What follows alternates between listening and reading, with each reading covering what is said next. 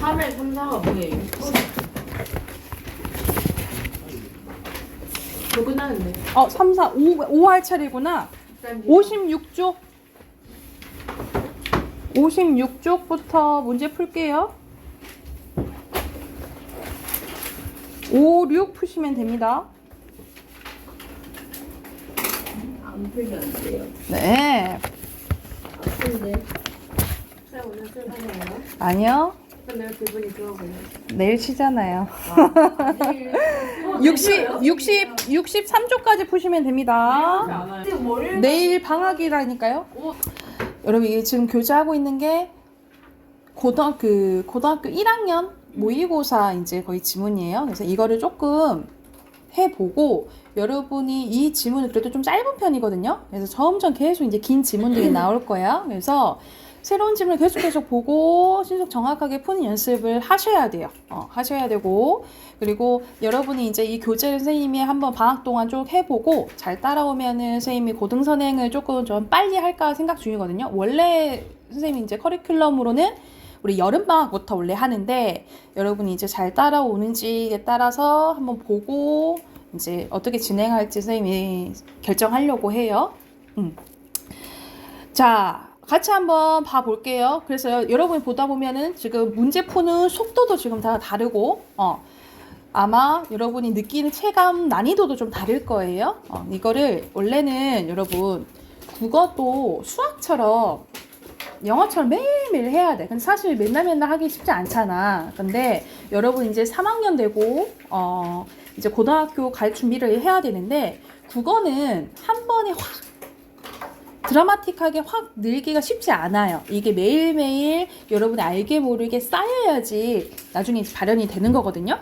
솔직히 말하면 선생님도 국어를 잘하는 게 아니고 선생님은 국어 선생님이 된 게 국어를 좋아해서 된 거예요. 국어를 좋아해서 된 거지. 선생님이 객관적으로 생각했을 때 선생님이 엄청 국어를 잘한다고 생각하진 않고 이제 문학작품을 좋아해서 국어를 이제 가르치게 됐는데, 사실 선생님이 이렇게 읽는 속도가 빠르지 않아요. 그래서 선생님은 막 애들 막 속독학원도 다니고 막 이렇게 빨리 잘 읽는 친구들 보면 나는 신기하거든. 근데 이렇게 사실상 수능이나 학교 시험이나 주어진 시간 내에서 신속 정확하게 잘 풀 수 있는지를 이렇게 요구를 하잖아, 그치? 근데 이게 안 되면 매일매일 연습할 수밖에 없어. 이미 다른 학생은 저쪽에 가 있는데 난 여기 있어. 그럼 배로 노력할 수밖에 없잖아요, 그치? 그래서 여러분이 딱 봤을 때 조금 내가 읽는 게 조금 느리고 조금 부족하다, 읽는 게 조금 독해하는 게 어렵다 하면은 교재를 따로 사서 매일매일 조금 하시는 게 좋아요. 사실 우리가 일주일에 2번 선생님이랑 만나는 거 1시간 반 수업 가지고는 사실 부족해요. 왜냐면 이렇게 앞에 있는 친구들을 따라가기에는 부족해.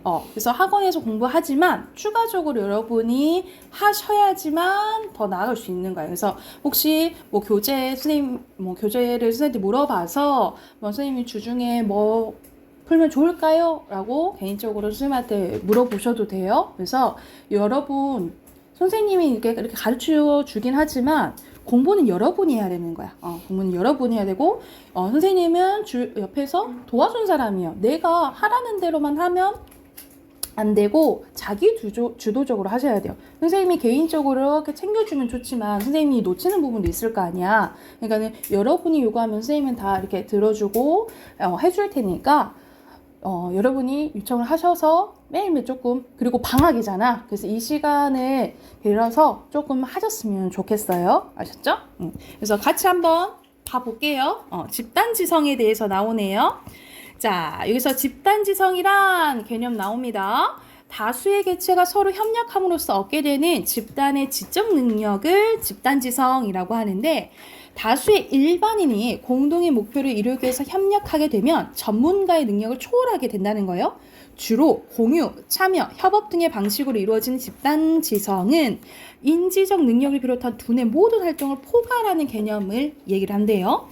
21세기를 전후하여 집단지성은 사회의 다양한 분야에서 주목받고 있는데, 이는 뭐와 관련되어 있대? 인터넷의 비약적인 발달과 관련되어 있대요. 인터넷에 의해 지구촌이 하나가 거대한 네트워크를 이루게 되면서 무수한 사람들이 시간, 공간적 제약을 받지 않고 공동의 목표를 위해 집단적으로 참여하고 협력하는 것이 가능해졌기 때문이에요. 우리는 공유한다, 고로 창조한다 라는 명제로 대변되는 집단 지성의 대표적인 성공 사례로는 오픈소스 소프트웨어 커뮤니티인 리눅스를 들 수가 있대. 사례가 나오네요. 1991년 리누스 토발즈는 자신이 개발한 리눅스 초판 프로그램과 함께 소스코드까지 인터넷에 공개를 했습니다.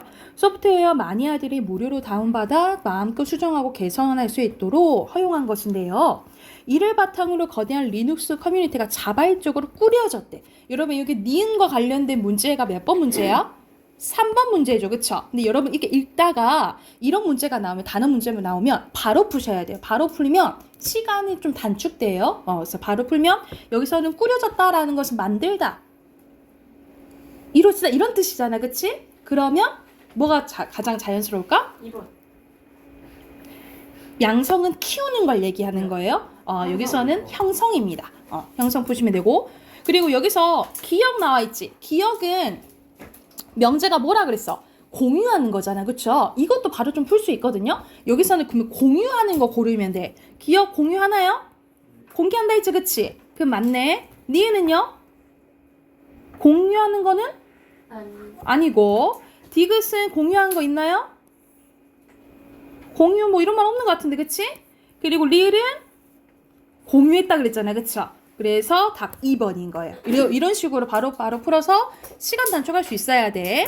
자, 4문단으로 바로 가볼게요. 집단지성 프로젝트가 성공하기 위해서는 몇 가지 요건이 갖춰져야 되는데 첫 번째는 토발즈가 제공한 리눅스 초판과 같이 기여자들을 끌어들 수 있는 훌륭한 핵심이 있어야 되고요. 이 핵심은 개인이 감당하기 어려울 만큼 복잡한 것이어서 기여자들의 도전의식을 불러일으킬 수 있어야 되고 개선에 대해서 개방적이어야 되지만 완벽하지 않아야 된대. 둘째는요. 핵심이 주변에 모여든 자발적 기여자의 규모가 되도록 크게 성장해야 되고 기여자들은 다양한 기술과 관점을 지닌 사람들로 구성될 때 효율적이래. 그리고 세 번째입니다. 조각조각 분열된 공동체에서는 창의성이 발휘될 수 없기 때문에 모든 구성원들이 그물망 같은 네트워크를 형성해 서로 관계를 맺고 교류할 수 있는 통로가 있어야 되고 마지막 네 번째입니다. 집단지성 공동체는 위계적 통제를 갖춘 세력이 없어서 자율적, 수평적, 개방적으로 운영되기 때문에 확고한 자율 규제가 이루어져야 작동할 수 있대요. 그래서 여기서는 네 가지 요건이 있네요. 그래서 아이디어는 다른 사람과 나눌 때 비로소 혁신과 창조를 이루게 되는데 21세기에는 무엇을 소유하느냐가 중요했다며 아이디어 위주의 21세기에는 뭐가 중요하대? 무엇을 공유하느냐가 중요한 화두가 될 전망이다 라고 내용 나와 있네요. 그러면 전체 읽었을 때 1번에는 문제가 뭐야? 해결할 수 있는 의문이 아닌 것은 이랬잖아. 그치? 그럼 이건 거의 내용 일치 문제예요. 여기 내용이 나왔냐? 안 나왔냐? 묻는 거야. 그러면 여기서는 집단지성에 대해서 보통 긍정적인 내용 나오죠. 그쵸? 부정적인 거 없어? 5번이죠. 그쵸? 자, 뒤에는 문단별로 정리된 거 빈칸 넣는 거네요. 첫 번째 1문단에 집단지성이고요. 2문단에 인터넷, 3문단에 리눅스죠. 4문단에 성공 요건이고요. 5문단에 공유입니다. 20세기와 21세기 차이는 마지막 문단에 나와 있었죠. 그래서 마지막 문단 여기 쓰시면 됩니다. 20세기에는 무엇을 소유하느냐가 중요했다면 21세기에는 무엇을 공유하느냐가 중요하게 될 것이다. 이렇게 이제 뒤에 서술어 바꿔서 쓰시면 되겠죠. 이랬나요? 자, 3번은 성공 요건 4가지 정리되어 있네요. 첫 번째, 훌륭한 뭐가 있어야 돼? 핵심이 있어야 된다 했고요. 그리고 두 번째, 다양한. 세 번째, 네트워크. 네 번째, 그렇지, 자율 규제입니다. 오른쪽에 가면 어휘 문제 나와 있죠. 순서대로 창조, 화두, 비약, 혁신, 네트워크고요. 그리고 여기선 초성 나와 있네요. 포, 괄, 개선, 위계입니다. 됐나요? 두 번째 거 이어서 가볼게요. 두 번째 거는 지문이 조금 짧네요. 그쵸? 네? 짧다고요. 아닌데요? 안 짧아요?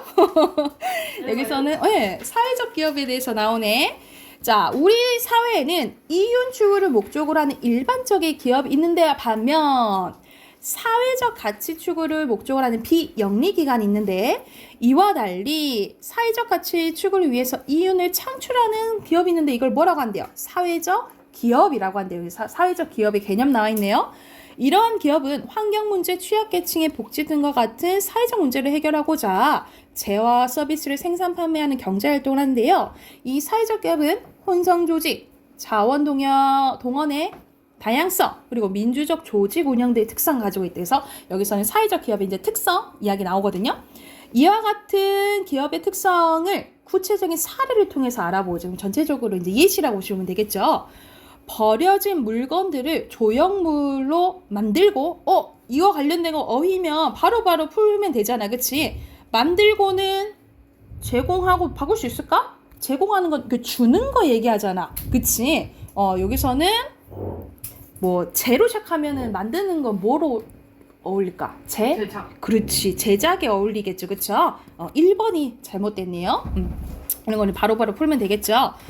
자, 이어서 보면은 전시를 해서 수익을 창출한 A 기업의 경우 그 수익의 70% 정도로 환경단체에 기부를 한대요. 그 전시회 활동과 수익 기부 활동을 보면 A 기업이 환경 문제 해결을 하는 사회적 가치의 창출을 목표로 한다는 걸 알 수 있다. 이를 볼 때 사회적 기업은 사회적 가치 창출에 대한 공익성과 이를 위한 이윤 추구의 성격을 모두 가지고 있는 뭐다? 혼성 조직이다. 라고 볼 수 있다는 거죠. 그리고 취약계층의 사람들을 고용하여 결식 이웃에게 저렴한 가격으로 판매할 도시락을 만들고 있는 이 B기업 경우에는 도시락 판매로 얻은 수익만으로 지속적인 기업이 운영이 불가능하겠죠. 그래서 B기업은 기부나 후원, 정부 보조 등과 같은 여러 방법으로 자원을 동원하는데 이것을 통해서 뭘 알 수 있어? 자원 동원의 다양성을 알 수 있다라는 거죠. 또한 B기업에서는 기업의 설립과 운영에 가장 많은 돈을 기부한 창립자라고 하더라도 다른 일반인 구성원들과 동등한 의사결정을 가지는데 뿐만 아니라 구성원 모두가 자발적인 참여를 유도하고 구성원들의 의견을 민주적으로 모아서 기업이 운영됩니다. 이것을 통해서 뭘 알 수 있대? 민주성을 알 수 있다라는 거예요. 이러한 사회적 기업은 이윤을 사회 또는 지역 공동체의 취약계층에 되돌려 사회통합에 기여합니다. 여기서 기여하는 게 사회통합이라고 보시면 되고 악기 연주가 가능한 미취업 장애인들을 고용하여 정기 연주를 열어 얻은 수익을 장애인 복지 사업에 기부하는 C기업이 있는데 또 C기업 사례가 나오네요. 이 기업은 미취업 장애인 고용을 통해 취약계층의 실업 문제를 해결하고 기업 활동에서 창출한 이윤을 장애인 복지 사업에 기부하여 복지 서비스 확대에 기여했대. 이는 취약계층이 느끼는 사회적 소외감을 줄여 사회통합의 보탬이 된 것을 알 수 있다. 그래서 이런 식으로 취약계층의 실업률 급증 그리고 사회복지 서비스의 부족, 환경 문제의 심화 등 다양한 사회적 문제 때문에 이를 극복하기 위한 공동체 역할이 절실하게 요구되는데 이러한 사회적 기업은 이러한 역할을 지속적으로 수행할 수 있는 대안으로 떠오르고 있다라는 내용이네요. 그러면 1번은 거의 내용 일치 문제잖아. 그치? 언급되지 않는 건 뭘까요? 사례는 완전 나왔고 그쵸? 1문단에 차이점 나와 있죠? 그치? 역할 마지막에 나와 있죠? 답은 2번이고요. 자, 넘겨서 핑칸 채우러 갈게요. 1문단에 이윤 2문단에 공익성 3문단에 자발적 오른쪽에는 민주적 그렇지. 그리고 기여하는 게 사회 옆에 사회 있구나. 통합이죠. 그리고 밑에는 이렇게 이으시면 됩니다. 그리고 오른쪽에는 어휘 문제가 OX로 나와 있네요. 순서대로 이건 물건이라 제 물이에요. X O입니다. 그리고 절실 대안 취약, 그리고 소외감입니다. 거의 다 틀렸네. X가 많았어? 다 맞는데. 자, 우리 문학 꺼내볼게요. 문학 52쪽입니다. 네. 쉬는 시간 60일, 공상 60일, 쉬는 시간 60일. 자, 52쪽 갑니다. 52쪽에 보면은 이청준의 줄이라는 작품이 나와 있거든요. 이거는 이제 주제를 좀 얘기해 주자면 잔이네. 약간 이제 장인 정신과 관련된 이야기라 보시면 됩니다. 잔이네. 전체적인 줄거리 보고 본문 가볼게요. 여기서 주인공이 나가 나오는데 나가 무기력하게 살아가던 나는 승천한 줄광대에 관한 기사를 취재해 오라는 문화부장의 지시를 받고 시읍으로 가게 돼요. 그래서 나는 장의사 주인 사내에게서 줄에서 떨어져 죽은 한 젊은 줄광대가 속한 서커스단 이야기를 듣고 이 서커스단이 파산 이후에 유일하게 시읍에 남았다는 지금은 몸이 많이 상하고 나이 든 트럼펫 불던 사내가 있다는 소식을 듣고 그 사람한테 찾아가서 이 줄광대 이야기를 듣게 됩니다. 젊은 줄광대 이름은 허운인데 그에게는 허노인이라는 아버지가 있었어요.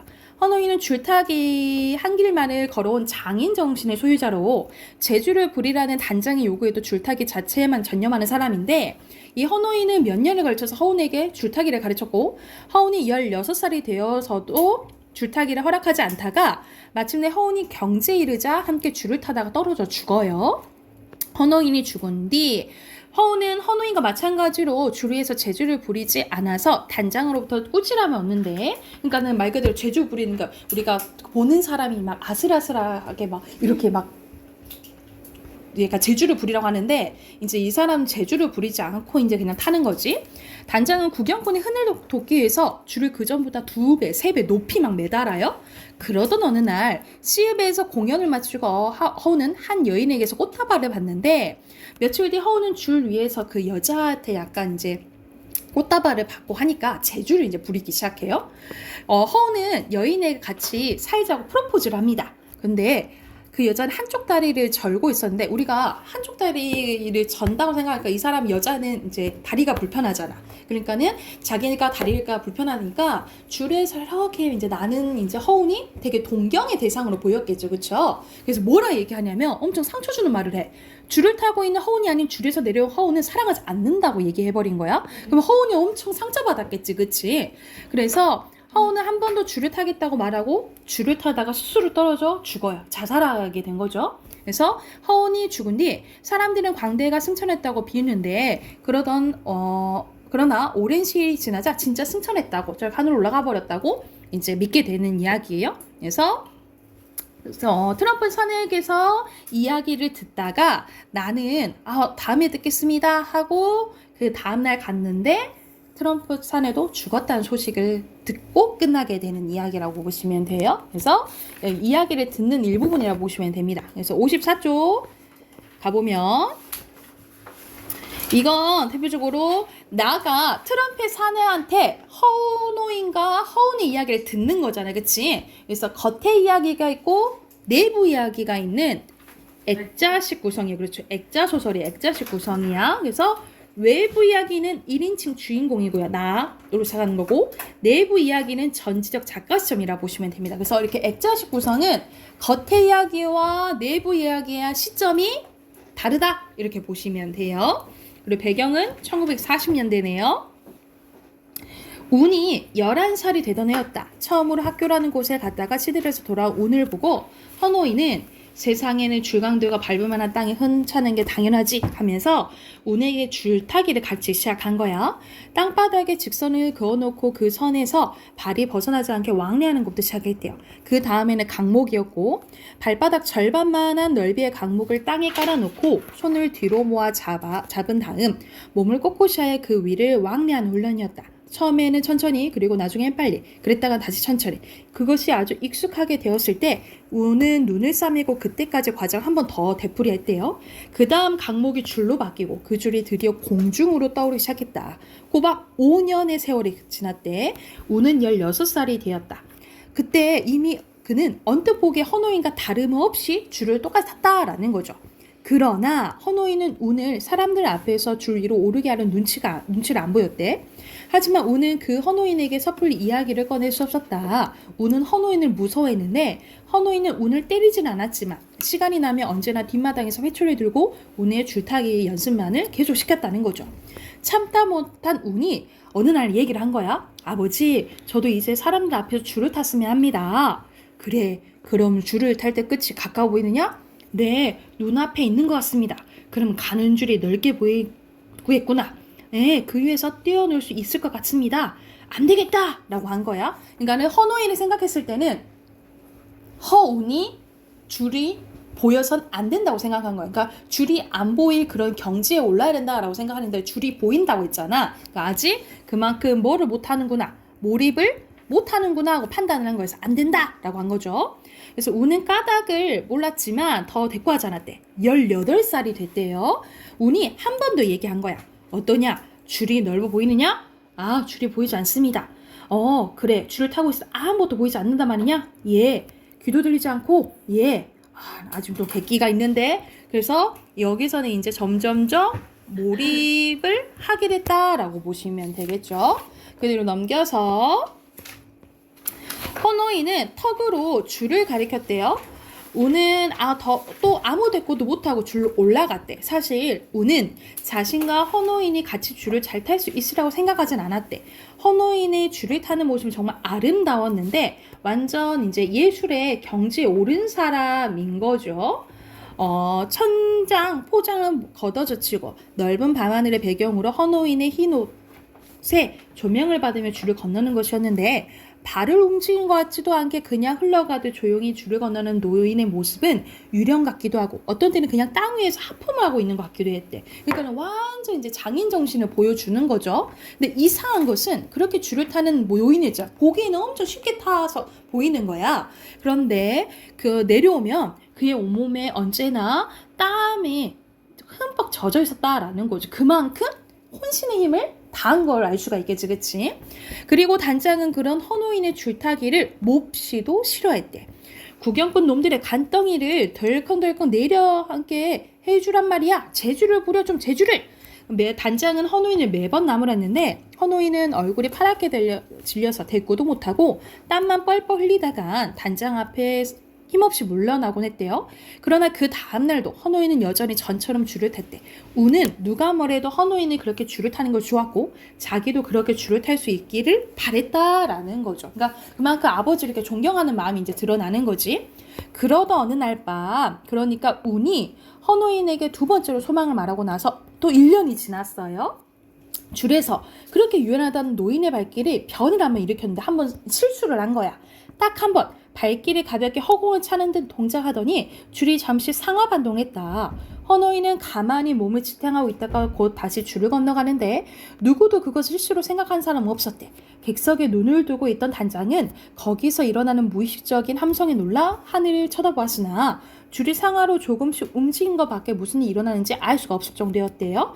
여기서 봐봐. 여기까지 지금 내화고 A부터 있죠, 여러분. A부터 지금 이제 겉에 얘기 외화로 지금 순간적으로 간 거야. 헌호인이 줄을 잘 탔다고 하는 것은 운의 생각입니까? 혹은 노인의 생각입니까? 하고 나가 트럼펫 사내한테 물어봐요. 물론 운의 생각이었습니다. 그럼 이상하지 않습니까? 노인께서 운의 생각을 어떻게 아시냐? 이렇게 얘기를 한 거예요, 나가. 그렇지요. 하지만 이렇게 누워서 많은 생각을 했죠. 그리고 운은 나와 가장 나이가 가까웠으니까 내가 그의 심중을 비교적 많이 이해하는 편이었고 그도 내게만은 조금씩 얘기를 할 때가 있었어요. 그리고 나는 그때 벌써 나팔쟁이가 되었으니까 아까 전에 트럼펫 불었다 했죠, 그렇죠? 웬만큼 나팔을 불어주고 남은 시간은 되게 그 부자가 지낸 뒷마당에서 보냈었고요. 그런데 말입니다. 그러니까 헌호인이 한번 발을 헛디딘 날 다음 날이었어요. 마침 그날도 나는 거기 있었는데 이상하게도 그날은 헌호인이 아들을 줄타기에 보면서 땀을 뻘뻘 흘리고 있었어요. 나는 줄 위에 있는 운이 아니라 모습대로 줄을 쏘아보고 있는 노인의 눈과 땀이 송송 솟고 있는 이마를 보고 있었어요. 그런데 그 노인이 갑자기 이놈아 하고 병력 같은 소리를 지르면서 줄 밑으로 내닫는 게 아닙니까? 그때야 나는 줄 위로 쳐다보았어요. 근데 운은 그 소리를 듣지 못한 채 그냥 줄을 건너가고 있었습니다. 이놈, 너 이 애비의 말도 듣지 않고 있느냐? 하고 줄을 건너가고 있었대. 이 정도로. 그만큼 운이 완전 몰입의 경지에 오르게 된 거죠. 그쵸? 그 다음 쪽 넘어갈게. 58쪽. 자, 운이 줄을 내려왔을 때 노인은 호령했으나 그는 역시 어리둥절이 있기만 했어요. 내가 놀란 것은 그때 헌노인이 빙글에 웃었다는 것입니다. 아, 이제 얘도 경지에 올랐구나 하면서 만족하게 된 거지, 그치? 그리고 부자는 그 길로 주막에 갔대. 사내의 이야기는 다시 계속되었습니다. 그날 주막에서 헌노인은 운에게 소를 따라주며 뭘 하냐면 줄 끝이 멀리 보여서는 더욱 안 되지만 가깝고 넓어 보여서는 안 되는 법이다. 그리고 그 줄이 눈에서 아주 사라져버리고 줄에만 올라서면 거기만에 자유로운 세상이 있어야 하는 게 그만큼 집중해야 된다 이 말이지.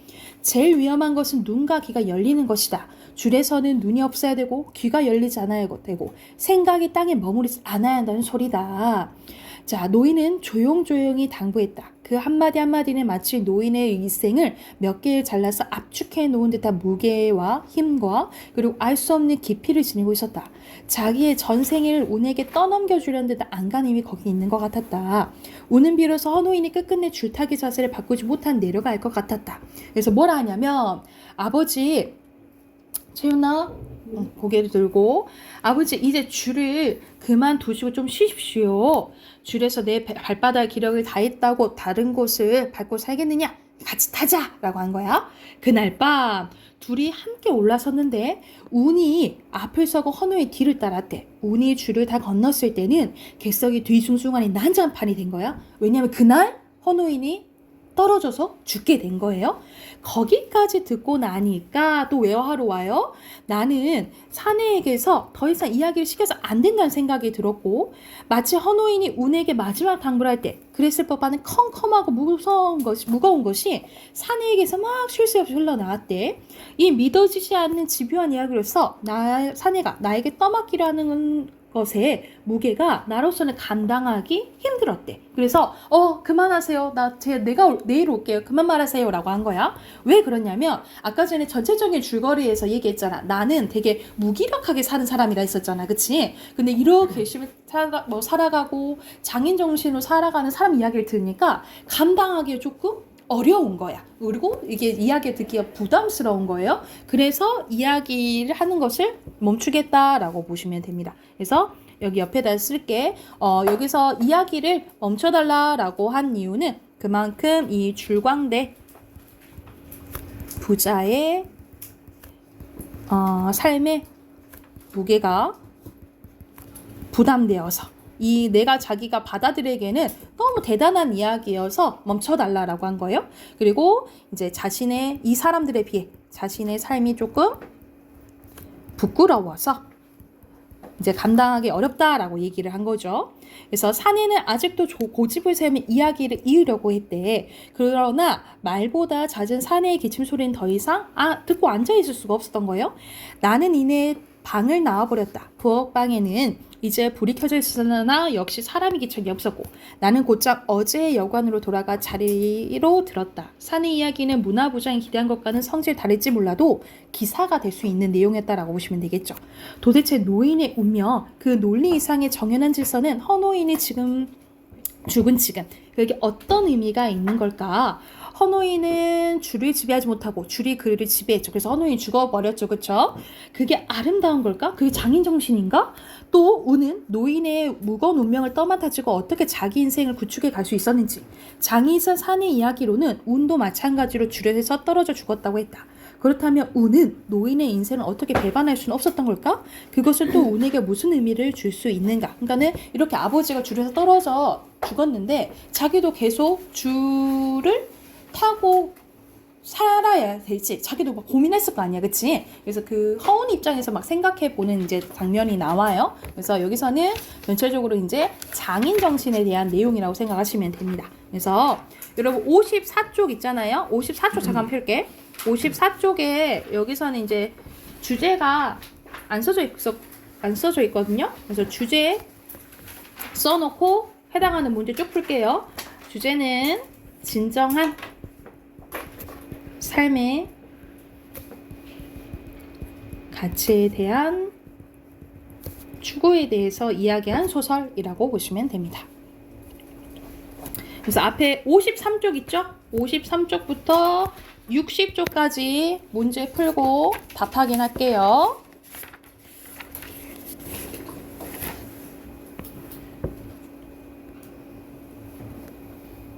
53쪽 여기 OX 문제부터 푸시면 됩니다.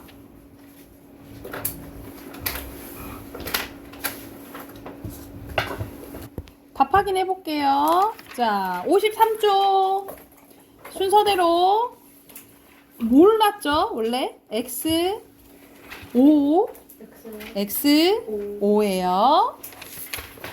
자, 1번에 여기서는 시점이 외화랑 내화 다르다 했잖아요. 그치? 여기서는 내가 들은 이야기를 전제를 작가 시점으로 얘기하고 있잖아요. 5번이고요. 2번에 허운과 헌호인의 갈등이야. 2번이고요. 그리고 1번에 2번이죠. 점점 몰입하고 있지. 넘겨서 4번입니다. 4번에 적절하지 않은 거예요. 네? 다 맞는 거 같지? 5번인데 5번은 편하게 타려는 걸 싫어하는 게 아니라 뭘 부리라 했어 자꾸. 제조 부리라고 한 거죠. 5번에 3번이고요. 6번에 2번 3번 여기서는 시점 바뀌죠? 4번 그러면 리을은 확실히 맞겠지, 그치? 그리고 지금 내화에서 외화로 온 거잖아, 그쵸? 현재죠? 4번입니다. 반대로 골랐는데 그리고 7번 가요. 7번에 적절하지 않은 거 2번 여기서 사내는 트럼펫 사내 얘기하는 거야. 1번입니다. 뭐 갑자기 자신의 삶을 막 의지하려고 하는 거 전혀 아니죠. 그리고 8번에 4번 9번은 막 몰입한 거죠. 1번입니다. 자, 빈칸 넣어볼게요. 첫 번째 줄타기 같이 전달 그리고 밑에 자유 줄입니다. 그리고 선생님이 여기 또 같이 그리고 주제는 여기 하나만 써줬죠? 밑에는 뭘까? 현대인에 대한 성찰 비판입니다. 됐나요? 선생님이 뭐예요? 아니 선생님이 이것만 말해줬지 이 얘기하려고. 문법 꺼내세요. 30쪽입니다. 쉬는 시간은 대가리가 터질 것 같아. 아까 이거 문 앞에 다 잤잖아요, 솔직히. 안 잤어. 너만 잤어. 잤는데요. 쌤 이러고 지금 맨날 잤네. 모자 쓰고 오는 이유 모자로 가리고 잘 수 있어서. 웃기고 있네 저 원래 앞머리 뒤로 펴는 모자 벗어. 싫어요. 이래서 내가 맨날 모자 쓰고. 지금 물 마시러 갔다 올 사람 갔다 오시고 화장실 갔다 올 사람 갔다 오시고 걸어다니 갈게요. 2분 이따 합시다. 3분. 자, 문학 30조 보면 우리 저번 시간에 교체했었어요. 우리가 교체가 가장 많았었지. 떠올려 보면 교체는 바뀌는 거야. 그래서 크게 5가지 있다 했어요. 음절의 끝소리 규칙, 비음화, 유마, 구개음화, 된소리 대기. 그런데 저번 시간에 배운 게 동화 현상이었죠. 같아지는 현상으로는 비음화, 유마, 구개음화 이렇게 있다 했어요. 자, 그러면 교체 끝났고 나머지 3개 해볼게요. 첫 번째, 축약입니다. 축약은 두 음운이 합쳐지는 거야. 줄어드는 거라 생각하시면 돼요. 그래서 두 음운이 하나로 줄어드는데 크게 자음 축약이랑 모음 축약으로 나뉘어져요. 자음 축약은 여러분 같은 말로 알아두셔야 돼요. 거센 소리 되기라고 합니다. 같은 말로 뭐라 한다고? 거센 소리 되기라고 해요. 그래서 대표적으로 선생님 이해로 드는 게 우리 이거 어떻게 발음나니? 극혐 이렇게 되지, 그치? 여러분 극혐 이거 있잖아. 글자로 봤을 때는 음운 개수가 몇 개예요? 2개? 의문이 뭐죠? 의문이 뭐예요? 음운이 뭐예요? 의문이 뭐예요? 음운이 뭐예요? 계속 음운 지금 음운이 축약 탈락 첨가하고 있는데 음운이 뭐예요? 뭐였지? 의문 정윤 왜 눈에 왜 눈에 피해? 범아 음운이 뭐야? 묻는다. 아니 간단하게 뭐라 생각하면 돼? 말소리. 아 어떤 소린데? 단인데? 말의 단위. 말소리 단위. 아니, 몰라. 몰라요. 어머 말소리 단위 아니에요? 아니. 어떤 채소 단인데? 음절. 말소. 음전 말고 음운이 뭐냐고요? 음운이 뭐야? 간단하게 선생님 뭐라고 생각하면 된다 해서 간단하게 간단하게. 자음 모음이라 생각하면 돼. 자음 모음. 자음 모음이 음운이라고 생각하면 그러네. 돼요. 나왔네. 자음 모음. 그러면 음운 개수 몇 개냐고요? 에? 쌤, 여섯 개. 말소리의 단위는 뭐예요? 어떻게 알아? 말의 뜻을 구별해주는 소리 가장 작은 단위를 음운이라 해요. 여섯 개. 6개죠. 하나, 둘, 셋, 넷, 다, 여. 아 그렇게 되는 거. 그럼 극혐은 발음 나는 건 몇 개야? 5개. 5개, 그치? 그래서 여러분 앞에서 우리 교체 배웠잖아. 교체는 음운 개수 변화가 없어요. 근데 축약은 줄어드니까 음운 개수 변화가 있다라고 기억을 해주시면 돼요. 음운이 뭐라고? 간단하게 말하면 잠모. 자음모음이라고 기억하시면 돼요. 그래서 자음 축약은 같은 말로 거센 소리 내기입니다. 여러분 우리 거센 소리 배웠지? 거센 소리 거친 소리를 얘기를 하는 거야. 그래서 예사 소리 기역 디귿 비읍 지읒이 히읗을 만나서 각각 키읔 티읕 피읕 치읒으로 되는 현상을 자음 축약 같은 말로 뭐라 한다고요? 거센 소리 되기라고 해요. 여러분 우리 이거 어떻게 발음해? 축하 우리 축하라고 하잖아, 그치? 그래서 이거 음운 개수 몇 개인데? 5개. 5개. 이거는 4개죠, 그쵸? 그래서 기역과 히읗이 만나서 줄어드는 거라고 생각하시면 돼요. 이게 무슨 현상? 자음 축약 같은 말로 거센 소리 내기라고요. 모음 축약은 여러분 따로 외울 필요는 없어요. 왜냐면 자연스럽게 되거든요. 사이를 줄여서 세, 보이다는 배다, 누이다는 뉘다 이런 식으로 줄어들고 우리 알잖아. 되었다는 줄어들면 뭐야? 됐다. 그렇지. 됐다죠. 하였다는 됐다. 했다잖아. 이런 식으로 줄어드니까 모음 축약은 따로 뭐 외울 필요는 없어요. 근데 이렇게 축약에는 자음이랑 모음이랑 있다라고 보시면 되고 음운 탈락입니다. 음운 탈락은 없어지는 거지, 그치? 그럼 얘도 음운 개수가 어떻게 될까? 없어져요. 그렇지. 줄어들게 되겠죠. 네. 음운 개수가 줄어들게 되겠지, 그치? 이것도 크게 자음 탈락이랑 모음 탈락이랑 있어요. 먼저 자음 탈락 봐볼게. 리을 탈락입니다. 리을 탈락은 여러분 기본형을 생각하시면 돼요. 기본형. 여러분 우는이 있어. 우는의 기본형 뭐야? 울다지. 아, 그럼 뭐가 빠져버렸구나. 리을이 빠져버렸구나 라고 기억하시면 되겠죠. 버드나무는 버들 플러스 나무예요. 그래서 리을이 빠진 거고 바느질도 바늘 플러스 질이야. 그래서 여기서 리을이 다 빠져버린 거예요. 대표적으로 아이고 아드님이 잘생기셨네. 아들님이라 안 하고 뭐라고 해? 아드님, 아유 따님이 예쁘네요. 따님, 딸님이라 안 하잖아, 그치? 이런 게 대표적인 리을 탈락이에요. 소나무도 마찬가지예요. 소나무는 원래 솔나무예요. 그래서 솔방울, 솔잎이라고 하잖아요, 그치? 그래서 이것도 리을 탈락 현상이라고 생각을 하시면 돼요.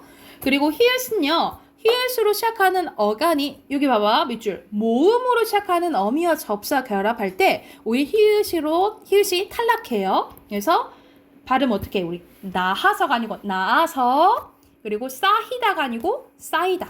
이 대표적으로 우리 좋아라고 발음 안 하잖아. 어떻게 발음해? 좋아 이렇게 하지, 그치? 대표적인 뒤에 모음으로 시작하는 어미나 접사가 오면 히읗이 탈락된다라고 생각을 하시면 돼요. 이해됐을까요? 그래서 대표적으로 리을 탈락과 히읗 탈락이라고 보시면 되고 밑에는 모음 탈락입니다. 여기서는 알아둬야 될 게 아어 탈락이에요. 여러분 같은 말로 써놓자. 이거는 동모음 탈락이라고 하거든요. 동모음 탈락이라고 하는데 같은 모음이 탈락하는 거야. 그래서 예시를 이거는 학생들이 가장 많이 놓치는 부분이라 이걸 잘 기억해야 되는데 아어로 끝나는 어간이 아어로 시작하는 어미와 결합할 때 아어가 탈락하는데 이게 뭐냐면 자 예시 봐볼게. 우리가 가서는 가 플러스 서가 아니에요. 가 플러스 아서예요. 아서가 하나의 어미예요. 그래서 여기서 아가 왔죠? 또 아가 왔죠. 그치? 그래서 똑같은 모음이 왔을 때는 하나가 탈락됐다라고 보는 거야. 그래서 가서 이렇게 되는 거야. 그리고 너 집에 가! 있지? 선생님이 너 집에 가는 그냥 가다의 가 아니에요? 라고 할 수 있어. 근데 사실 이 가는 가 플러스 명령어미 아가 들어간 거예요. 그래서 아가 하나 탈락했다라고 보시면 됩니다. 그래서 이 가를 보고 여러분이 탈락 현상이 일어났네 라고 아셔야 돼요. 이걸 잘 기억해야 돼. 자, 이게 동모음 탈락이에요. 그리고 건너서도 건너 플러스 서가 아니고 뭐라고? 건너 플러스 어서예요. 어서. 그래서 이 중에 어가 하나 탈락됐다라고 보시면 됩니다. 그래서 이거를 많이 놓치거든요. 탈락 현상을. 그래서 이걸 잘 보셔야 되고 탈락은 쉬워요. 기본형 생각하시면 돼요. 여러분 곱파서의 기본형이 뭐야? 배가 고프다지 그치? 이때 의가 빠져버린 거고 써서 얘 기본형은 뭐야? 쓰다잖아요. 그쵸? 그래서 이거는 항상 기본형을 좀 떠올리시면 됩니다. 그래서 모음 탈락에는 뭐 있다? 탈락이랑 탈락이 있다 라고 보시면 되겠죠? 이게 됐을까요? 범아 눈에 힘줘. 힘줘. 자 마지막 하나 남았어. 첨가 현상입니다. 첨가는 들어가는 거죠. 그쵸? 그러면 이건 음운 개수가 어떻게 될까? 그렇지. 늘어나겠죠. 그래서 두 음운이 만나면서 원래 없던 음운이 새롭게 덧붙는 현상입니다. 그래서 대표적으로 니은 첨가가 있는데요. 니은 첨가는 조건을 잘 봐야 돼요, 여러분. 합성어나 파생어일 때입니다. 합성어는 여러분 뭐냐면 나중에 좀 배울 건데 어근 플러스 그러니까 새로운 단어를 형성할 때 나오는 거예요. 어근 플러스 어근이거나 파생어는 어근 플러스 접사가 붙은 단어를 파생어라고 해요. 그래서 합성어나 파생어에서 조건이에요. 앞말이 자음이고 자음으로 끝나야 돼. 앞말이 자음으로 끝나고 뒷말이 첫 음절이 이, 야, 여, 요, 유가 올 때 다시 단어랑 단어랑 합쳐졌을 때 앞말이 자음이고 말 그대로 앞말에 받침 있죠. 앞말에 받침 있고 뒤에 이, 야, 여, 요, 유가 오면 니은이 첨가됩니다. 그래서 봐봐. 여기서 손 플러스 이불이야. 손 플러스 이불인데 앞에 받침 있죠. 그치? 그리고 이, 야, 여, 요, 유 중에 뭐가 왔어? 이가 왔죠. 그러면 니은이 첨가가 돼. 그래서 손, 니불이가 되는 거예요. 니불. 오케이? 그리고 맨 플러스 립도 마찬가지예요. 앞에 받침 있죠? 이, 야, 여, 유 중에 뭐가 왔어? 이가 왔죠? 그래서 니은이 첨가돼. 그래서 맨닙 이렇게 발음되는 거야. 대표 또 다른 예시 한번 써볼까? 우리가 색 플러스 연필 해보자. 색 플러스 연필인데 자 앞에 받침 있죠? 그치? 그럼 뒤에는 이, 야, 여, 요 중에 뭐가 왔어? 여가 왔지. 그러면 어떤 현상이 일어나? 니은이 첨가돼요. 이해됐어? 그런데 여기서 끝나면 안 돼. 기역과 니은이 만났네? 그럼 어떤 현상이 일어나? 우리 앞에서 배웠는데 니은이 무슨 소리야? 니은 무슨 의미야? 예? 니은이 무슨 의미야? 무슨 의미요? 비음이지. 그치? 비음이지. 그래서 비음화가 일어나요. 그래서 결과적으로 어떻게 발음나? 여러분 발음해봐. 색연필. 색연필. 뭐? 색연필로 발음 나죠. 색연필. 그래서 무슨 현상이 일어나요? 비음화 일어나요. 그래서 예시를 써놔. 이런 식으로 잘 봐야 돼. 단어랑 단어 합쳐졌을 때 어근 플러스 어근이거나 어근 플러스 접사할 때 앞에 받침이 있고 뒤에 이, 야, 여, 요유가 오면 이건 좀 외우셔야 돼요. 이, 야, 여, 요유가 오면 무슨 첨가 일어난다고? 아이고. 그치. 니은 첨가 일어난다고. 니은 첨가 일어난다라고 생각을 하시면 돼요. 음문이 늘어난다 했는데 음문 개수 그대로 아니에요? 어이고 그대로요? 그대로 아니에요? 하나, 둘, 세 개죠. 네. 여는? 3개. 너 이거 어떻게 읽어? 요. 이건 어떻게 읽어? 요. 모음 앞에 있는 이응은 안 세요. 소리가 없어. 이응은 안 세요, 여러분. 그래서 이렇게 이거 음운 개수 몇 개인 거야, 그러면? 2개인 거예요. 아니. 이해됐어요? 이건 음운 개수 2개인 거야. 그래서 여러분 모음 앞에 있는 이응은 음운 개수 안 세요. 안 세. 그러면 이거는 개수가 늘어난 거죠. 이해됐을까요? 그래서 자 오늘 한 거 3가지야. 축야, 탈락 그리고 첨가예요. 축약은 어떤 현상이었어? 줄이는 거. 줄어드는 거, 그치? 줄어드는 거. 탈락은 빼는 거. 뭐 빠지는 거. 첨가는 더하는 거. 이렇게 생각하시면 되겠죠? 그런데 첨가에서 나올 때도 있고 안 나올 때도 있는데 여러분 추가적으로 하나만 필기하자. 첨가 현상이에요. 첨가 현상. 첨가 현상에 이거는 이제 맞춤법과 좀 관련돼서 나오니까 사이소리 현상이라는 게 있어요. 사이소리 현상이라는 게 있는데 이걸 이제 첨가로 보는데 이거는 경우가 세 가지라고 생각하시면 돼요. 이거는 조건이 고유어 플러스 고유어거나 고유어 플러스 한자일 때만 해당되거든요. 한자어 플러스 한자어는 해당되지 않아요. 이렇게만 해당되는데 첫 번째 여러분 예시로 기억하시면 돼요. 예시로 초 플러스 불이라고 해보자. 촛불. 우리 어떻게 발음나? 촛불 뭐 이렇게 발음난다 하면 뒤에 된 소리가 나죠. 된 소리가 나. 이걸 나타내기 위해서 뭐가 들어갔냐면 뾰롱 시옷이 들어가. 그래서 우리 촛불 이렇게 쓰죠. 그쵸? 촛불 이렇게 되고 그리고 우리가 이를 지지해주는 이 플러스 몸 어떻게 발음해요? 몸. 자연스럽게 우리 이 밑에 뭐라 그래요? 발음해봐. 우리 이 몸이라고 해? 잇몸. 그래 잇몸 잇몸 이렇게 되지 그치? 그래서 니은 소리가 덧나 이걸 나타내기 위해서 뭐가 들어가?